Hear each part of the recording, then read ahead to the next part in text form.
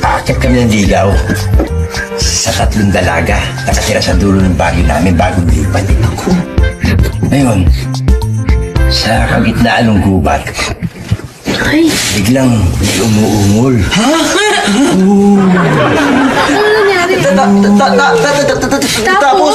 Hindi, lahat kami natakot kami. Siyempre umuungol eh. Wala kami makita eh. Kasi tuloy-tuloy ang lakad namin. Biglang-bigla na lang.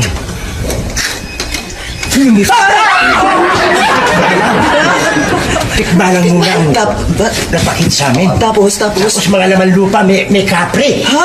May kapre. Ha?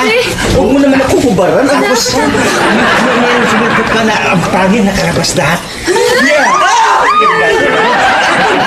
Tapos meron mga una-una nung di mawari. Tapos, Tito Richie, ano tapos? May sumipot pang isang higante. Yung isa nga nahilo, tumba. Nakain ko. Dahan ngayon kami. Ha? Ano tapos? Tapos? Tapos Alay? nung lumalakad ngayon kami dahan-dahan, biglang may lumakap sa amin.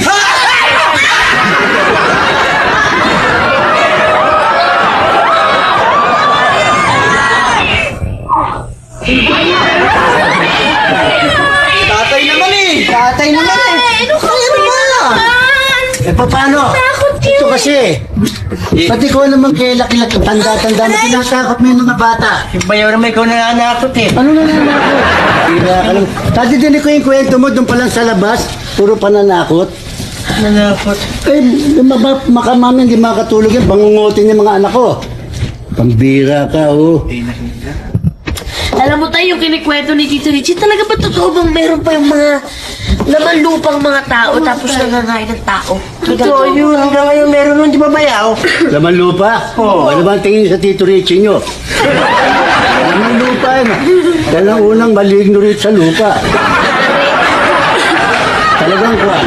Pero yan, dapat siya, pagka ganyan, meron talagang sinasabi nilang kuwan, yung spirit, evil spirit. Yun ang maligno.